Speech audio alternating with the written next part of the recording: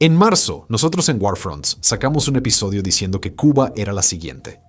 Bueno, no nos equivocamos. Ayer fue el feriado del Día de la Independencia de Cuba y Estados Unidos no iba a dejar que pasara sin hacer una declaración.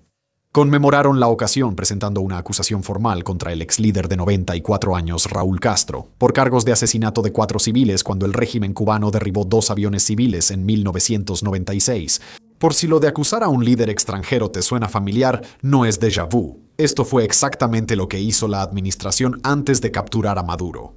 Fiel a su estilo, la Casa Blanca ha dejado de lado cualquier pretensión de sutileza, publicando una gráfica de enemigos neutralizados con el rostro de Castro junto al de Maduro y Jamenei. Mientras tanto, la isla misma se ha quedado completamente sin combustible y el director de la CIA acaba de volar a La Habana para reunirse con altos funcionarios del régimen además. Así que abróchense los cinturones, damas y caballeros. Este episodio va a estar algo intenso. Día 0. La última vez que hablamos de Cuba, la isla llevaba aproximadamente un mes bajo la presión que siguió a la captura de Nicolás Maduro de Venezuela por parte de Estados Unidos en enero. Ya las cosas no pintaban bien. El flujo de petróleo desde Caracas, del que la isla había dependido durante mucho tiempo, se había cortado por completo, y México había dejado de enviar sus propios cargamentos debido a la presión de Estados Unidos. No es sorprendente que el corte repentino de las importaciones de energía causara estragos en una isla que depende de otros para la mayor parte de su petróleo, y el régimen comenzó a racionar estrictamente lo poco que le quedaba.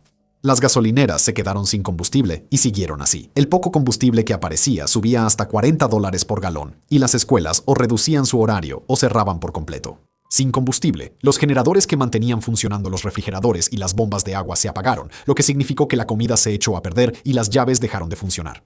En última instancia, esto significó que las familias cocinaban con leña y almacenaban agua en cualquier breve ventana que la red eléctrica les ofrecía cuando volvía a encenderse por un momento. Para finales de abril, esa ventana se redujo a 3 o 4 horas. En un buen día, ese racionamiento se acabó la semana pasada. El 13 de mayo, el ministro de Energía cubano, Vicente de la Aleve, apareció en la televisión estatal para anunciar lo que todos sabían que iba a suceder. El país se había quedado sin reservas de combustible. Y aunque eso pueda sonar dramático, para los cubanos que están viviendo todo esto, la hora cero más o menos llegó y se fue sin que nadie lo notara. El racionamiento había sido tan intenso, especialmente con el paso del tiempo, que en gran medida se vieron reducidos a vivir en una sociedad preeléctrica. Esto afectó a algunas partes de la isla más que a otras, pero ningún lugar se salvó. Para abril, los apagones ya consumían más de 20 horas al día como algo normal. Los hospitales de todas las islas llevan mucho tiempo funcionando con el poco combustible que les quedaba a sus generadores, y dado que prácticamente ya no tienen nada, las consecuencias van a empezar a acumularse rápidamente. Con el racionamiento de combustible viene el racionamiento de atención, y los doctores han estado priorizando solo los casos de vida o muerte. En el Centro Cardiopediátrico William Sola, en La Habana, el principal hospital cardíaco infantil de la isla, los doctores han tenido que racionar el equipo y los suministros solo para aquellos pacientes que enfrentan una muerte inminente, rechazando al resto. Para principios de marzo, se reportaba que más de 11,000 niños estaban en listas de espera quirúrgica en todo el país, y ese número solo ha aumentado desde entonces. Eso significa que decenas de miles de padres están atrapados en una agonizante espera, sin saber si sus hijos recibirán el tratamiento que necesitan para seguir con vida. Después del día 0, incluso esas operaciones de vida o muerte serán un desafío. Cuando los generadores se apagaban en un hospital cubano, y para mayo ya se apagaban regularmente, no había respaldo. Las enfermeras, en salas completamente oscuras, han estado apretando manualmente las bolsas de ventilación para mantener a los pacientes respirando cuando los generadores dejan de funcionar. Si se detienen, el paciente muere. Los niños que necesitan cirugías cardíacas importantes que no pueden esperar ahora dependen completamente de la resistencia de las enfermeras que trabajan en condiciones sofocantes y miserables. Un solo error y alguien pierde a su pequeño hijo o hija para siempre. Esa imagen resume perfectamente en lo que se ha convertido el sistema de salud en toda la isla. Nada funciona, y el resultado es un número creciente de muertes por afecciones que un país con electricidad trata sin pensarlo 2 veces. Washington, por su parte, no ha estado completamente ciego ante el sufrimiento en la isla. El secretario de Estado Marco Rubio, el mismo de ascendencia cubana, ha ofrecido $100 millones en ayuda humanitaria, con la condición de que tendría que ser manejada y distribuida por la Iglesia Católica, no por el gobierno cubano. Ese ha sido el obstáculo. Después de mostrar inicialmente apertura a la propuesta, La Habana se ha negado a aceptar una distribución a través de cualquier otra entidad que no sean ellos mismos. Cabe señalar que, aunque esto ciertamente ayudaría mucho en este momento, $100 millones para una isla de 10 millones de personas en una crisis tan profunda no es precisamente algo transformador. Esto quedaría muy por debajo de lo que realmente se necesita para estabilizar el país. Mientras tanto, las calles están empezando a estallar de una manera que realmente no habíamos visto hasta ahora durante esta crisis. Las protestas en la noche del 13 de mayo fueron las más extendidas que la capital ha visto desde 2021. Manifestaciones y fogatas estallaron en no menos de 12 municipios. El régimen desplegó a sus fuerzas de seguridad en las calles, arrestó al menos a 14 personas, golpeó a manifestantes y cortó el internet para evitar que se difundieran las imágenes. El presidente cubano Díaz-Canel, por su parte, recurrió a X para abordar la situación, que reconoció como tensa, pero atribuyó a lo que él llamó un bloqueo energético genocida por parte de Estados Unidos. Sea cual sea el lado que te parezca más convincente, el régimen ahí se ha ganado fama por saber manejar precisamente este tipo de situaciones. Después de las protestas de 2021, la última vez que el descontento llegó a algo parecido a esta magnitud, más de 1.400 personas fueron arrestadas y cientos sentenciadas a penas de prisión de hasta 30 años, incluyendo a varios menores de 18 años. Con una represión dura, lograron controlar toda la situación en cuestión de días. Esta vez siguieron el mismo guión, pero en una situación muy diferente, con una crisis completamente distinta desarrollándose. A la mañana siguiente, un avión ya iba rumbo a La Habana, lo que sugiere que Washington sabía lo grave que se estaba poniendo esto. Ahora, antes de entrar en lo grave que se ha puesto esto, un breve comentario sobre nuestra última misión secundaria. Fronts.co es nuestro sitio para suscriptores, para quienes quieren aún más profundidad de la que estos videos pueden ofrecer. Cada semana publicamos 2 videos exclusivos, 2 artículos escritos por expertos y un par de podcasts que profundizan en las guerras y los trastornos geopolíticos que están dando forma a nuestro mundo. Dado que estás viendo un video sobre Cuba, quizá te alegre saber que también abordamos temas de América Latina, incluyendo videos y artículos recientes sobre Venezuela, Colombia y la amenaza que representa el narcotráfico para toda la región. Pero oye, nuestro alcance es más amplio que eso. Cubrimos Ucrania, Irán, Sudán y los últimos movimientos de la administración Trump de manera regular, así como temas menos populares como el reciente colapso de Malí. Básicamente, si te gustan estos videos, probablemente te va a gustar Fronts. Es fronts.co. Está ahí en cada video. Ya sabes a dónde ir. Son solo $5 al mes, ¿verdad? O 50 al año. Regresemos a Cuba. No hay letreros de neón en Cuba. A nadie le caía bien Delcy. El 14 de mayo, la mañana después de que se anunciara el día cero, un jet de la Fuerza Aérea de Estados Unidos aterrizó en el Aeropuerto Internacional José Martí de La Habana, que había estado prácticamente desierto durante meses, sin combustible para aviones desde febrero. Las aerolíneas habían dejado de volar hace mucho, sin combustible para el viaje de regreso. No había manera de salir. Para cuando el director de la CIA, John Ratcliffe, bajó del avión, prácticamente tenía el lugar para él solo. Ese día se reunió con altos funcionarios cubanos y la CIA publicó algunas fotos en X acompañadas únicamente del texto La Habana, Cuba. La pura imagen contaba la historia por sí sola. El jefe de la inteligencia estadounidense en suelo cubano, publicándolo abiertamente en un país a menos de 150 kilómetros de la costa de Florida, o como les gusta decir a los aficionados a las unidades de medida barrocas, 90 millas. Si Cuba colapsa de una manera que Washington no pueda controlar, las consecuencias no ocurren en algún lugar lejano, sino que llegan a las playas de Florida. Los reportes posteriores revelan un poco más de lo que realmente sucedió durante la visita. Ratcliffe no se reunió con el presidente cubano, quien ha estado prácticamente fuera de la ecuación y de todos los canales diplomáticos desde principios de año, sino con Raúl Rodríguez Castro, conocido como Raulito, el nieto del ex líder Raúl Castro, junto con el ministro del Interior y el jefe de inteligencia cubana. La CIA presentó una estrategia del palo y la zanahoria. La oferta de 100 millones sigue en pie, y en la reunión Ratcliffe les dijo que Estados Unidos estaba preparado para comprometerse seriamente en temas económicos, lo que significa alivio de sanciones e incluso garantías de seguridad, pero solo si Cuba se comprometía a una reforma estructural fundamental. De lo contrario, el bloqueo iba a permanecer. Después del día cero, esto nos toca mucho más de cerca que antes. Para entender cuál es la postura de Washington aquí, tienes que regresar a enero de este año, cuando capturaron a Nicolás Maduro en Caracas. Desde el punto de vista estadounidense, esta fue una operación militar tan fluida como uno podría imaginar. Algo así como la guerra con Irán, pero, ya sabes, hecha correctamente. Especialmente considerando que literalmente llegaron a lo que sería la Casa Blanca de Venezuela, derribaron la puerta principal y se llevaron al presidente con ellos. Ningún estadounidense murió, y la vicepresidenta del país, Delcy Rodríguez, ha demostrado ser sorprendentemente cooperativa con Washington en los meses siguientes.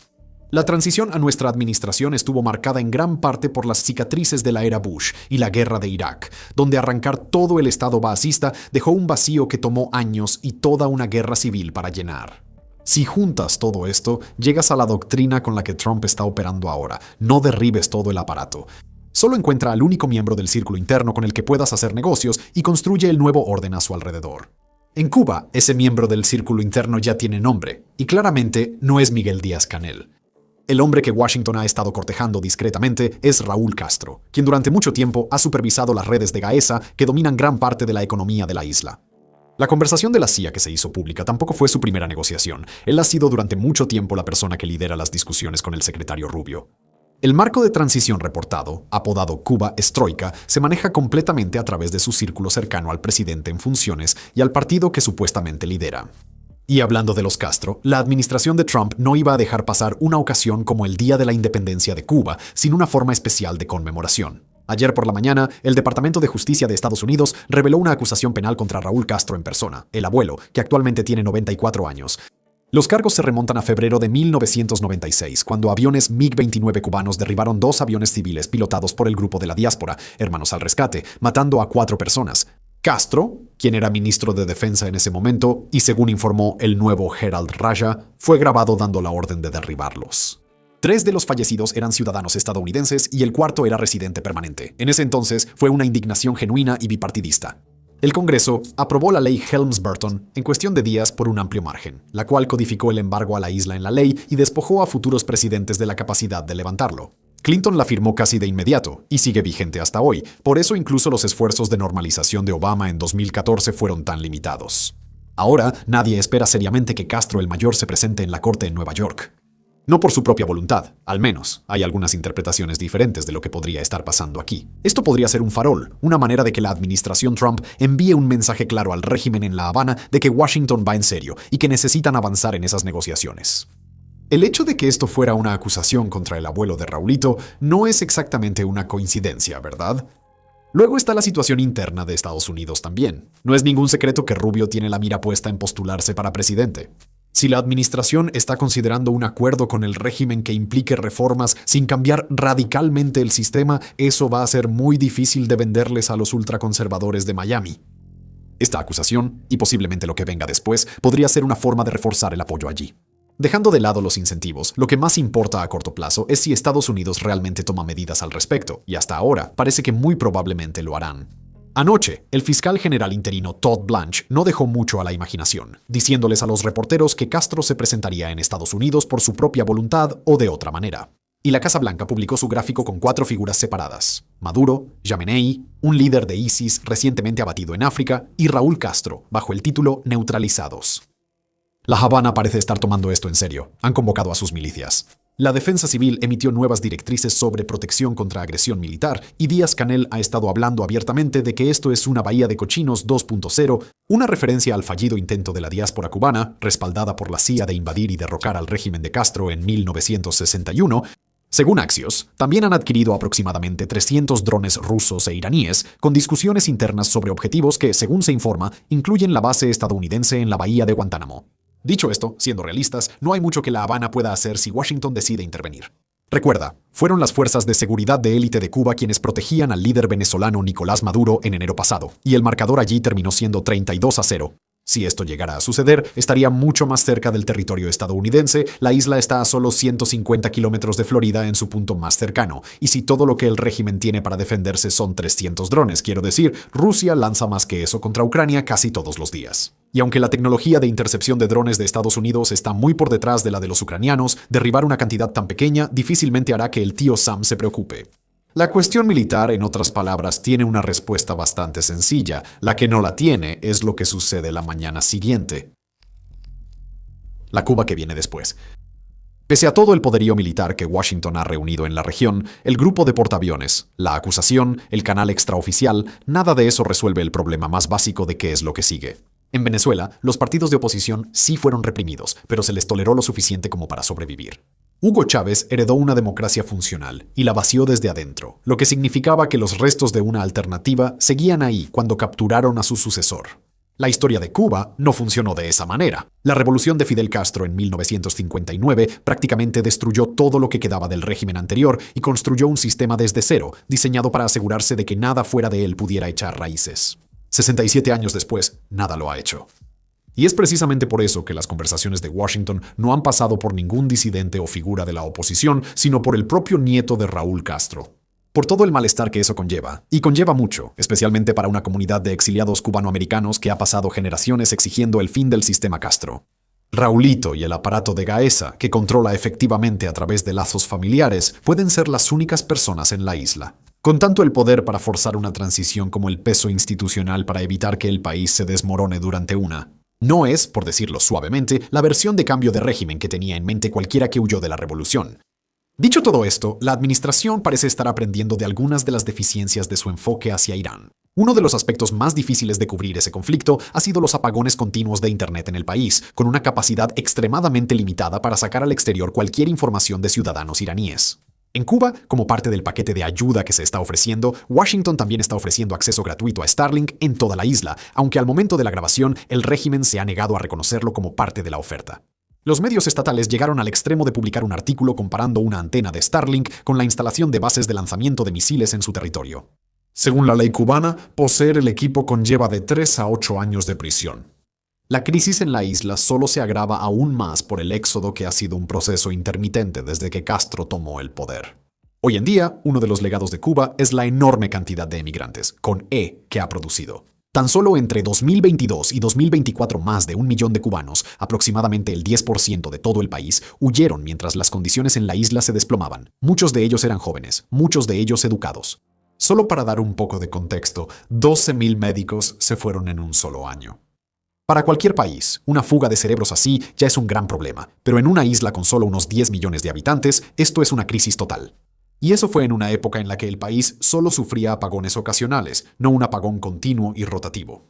Todo lo cual sugiere que la cantidad de personas que huyen de la isla podría dispararse si las cosas siguen desmoronándose.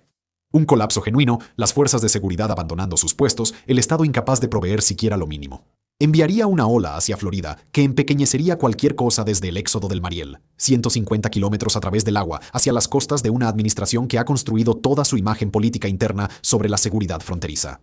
Que es precisamente lo que hace que la versión fea de esto, el trato con Raulito, no sea solo el camino de menor resistencia, sino el único que Washington realmente puede permitirse. La campaña de presión que Rubio ha defendido durante toda su carrera, según la mayoría de los indicios, está funcionando. El régimen se está quedando sin combustible, sin aliados y visiblemente sin tiempo. Sin embargo, lo que la máxima presión no puede hacer es dictar la manera en que un régimen realmente se desmorona. Una salida negociada, el tipo que la visita de Radcliffe estaba diseñada para poner en marcha, sí le da a Washington cierta influencia sobre lo que sigue. El gobierno que simplemente se derrumba bajo el peso, con el Estado dejando de funcionar en cuestión de días, no le da a Washington ninguna influencia y deja las consecuencias directamente en la costa de Florida. Las herramientas que producen uno de esos resultados son las mismas que pueden producir el otro, y la distancia entre ellos es mucho menor de lo que a cualquiera en Miami le gustaría pensar. ¿Cuál de estos futuros posibles le toque realmente a Cuba? Es una pregunta que probablemente será respondida por unos cuantos altos funcionarios, y nadie más en La Habana o en Washington probablemente tendrá mucho que decir al respecto. Gracias por vernos.